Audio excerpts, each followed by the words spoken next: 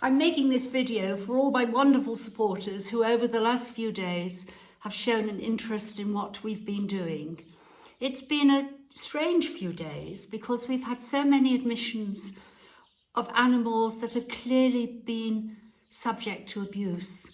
And I want to say at the outset, this is quite unusual because whilst animals can get neglected where you have cultural issues and poverty, and I'm not going into that now, it's unusual to see animals in Morocco who are actually abused and personally abused. And one of the worries I have is that sometimes this abuse is then used as a mechanism on social media, on some platforms, to attract lots of hits. And of course, if you get a number of likes and hits, Facebook do monetize it and you will earn money eventually. But I want to put that aside for one moment because the cases have been upsetting. And I find it very upsetting to see some of the comments, although I understand them. There's an outcry that this must be an awful country, this is Morocco, this is dreadful, and some quite really very bad comments. And I just want to put that in perspective because very soon we're going to start another YouTube channel, and we have decided amongst all of us that while I'm still here and breathing, I should talk about my life story and how we came to be at Jargier, because I do think that will be of interest to a lot of people.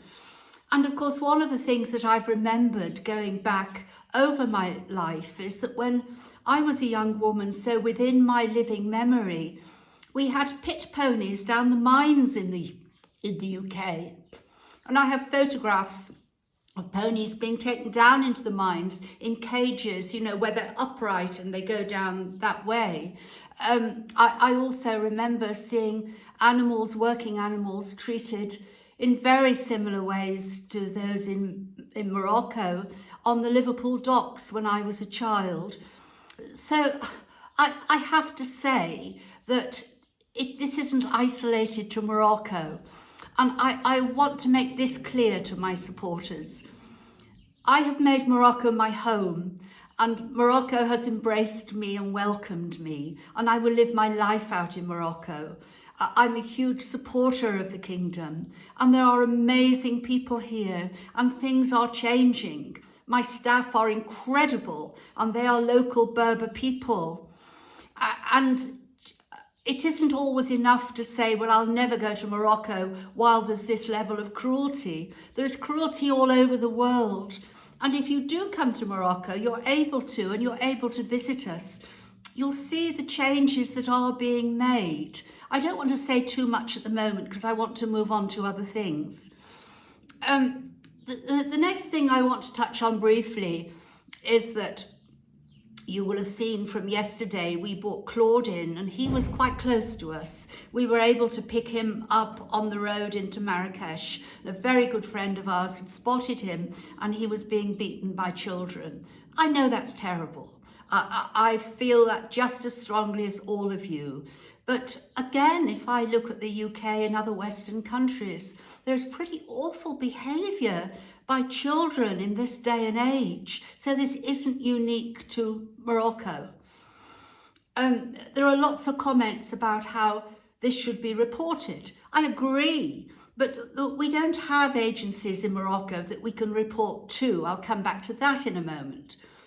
And then, of course, almost unthinkable, we had the details of the donkey in Safi, which is quite a long way away from here, it's on the coast, who had its eyes gouged out by a Moroccan because it wandered onto his land and was done in the most cruel, dreadful way.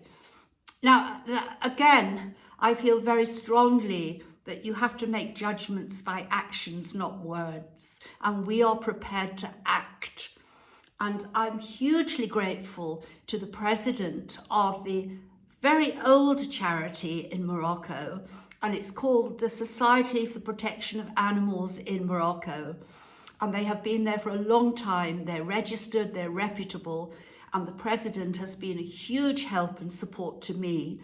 And between us, we have now filed a complaint with the prosecutor in the Safi Court of First Instance.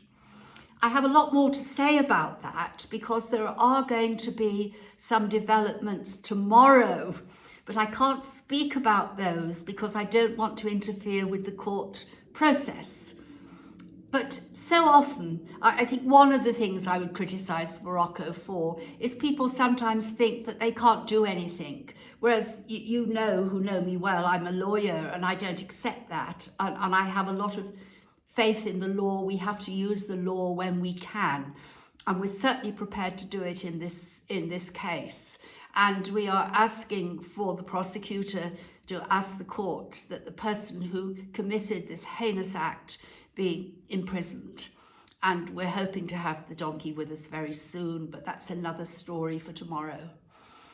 And then to round things off, I have to say it's early afternoon and mid-afternoon here, and Charles and I were just about to sit down for a bite to eat, and we got an urgent message that a donkey had arrived down in the refuge. I ran down there and the donkey was brought in on a truck, and I'm very pleased to say it really worked. They brought the truck in through the main paddock, in through the big gates and right up to the hospital stables. And the donkey was large, exhausted, dehydrated, and had collapsed during the course of his work. He was covered with wounds, and the men all sprung into action. They lifted him out, got him into a stable onto straw. They knew he was coming, and they'd prepared a stable. And I was just blown over by what happened afterwards. Between them, they examined the donkey, they tested for any broken limbs, they examined his stomach. They thought he was probably been eating rubbish, and they managed to scrape some plastic out of his mouth. They know that he will be having difficulty going to the toilet because he may have plastic inside him. So they will give him olive oil very soon. He was at death's door, but what they did, and they worked so hard, was they got at least a litre of saline into him through intravenous drip, and they were able to get some other medication through that drip. These are things that they're trained to do by our vet, because we don't always have time to call the vet out. By the time the vet got here, the donkey could be dead. So we always let the vet know we're in constant touch with the vet. But Ayub was able to administer that saline drip straight away. They made the donkey comfortable, and I'm pleased to say they've got him propped up against straw at the moment, and he is eating and drinking. I was a little worried because he seemed to be so stiff that he might have tetanus, but I don't think he has. I think he was just absolutely exhausted, and he certainly couldn't stand even with our help. But the point I'm making is how amazing these men are. I just can't speak more highly, because, okay, we facilitate the opportunity for them to do what they do, but they do it. They have an innate instinct, they've been taught by the vet, they know what to look for, and I have no doubt at all that they saved this donkey's life. A French lady came in with him, and she was sort of pushed aside while the work went on, but it was quite clear she was so appreciative and a bit, to use a Liverpool expression, a bit gobsmacked by what happened. So we've been really busy. Charles has been in the UK for a few days. He went back to the Lake District to see his family. He was only away for four nights, 5 days, I think. But he was hugely relieved to be back yesterday. He spent all day saying how pleased he is to be home. And we are very pleased to have him home. He's out with visitors at the moment, something that he does very well and he loves doing. Tomorrow I will have more things to report on, so I will try and do another of these videos then. You'll see from the surroundings, I've changed the place where I'm going to do my videos, because we're preparing already for when we do the alternative channel and we do a lot more about my history and the rights issues I was involved in as a young woman. So watch this space, and I'll talk to you all soon. Bye for now.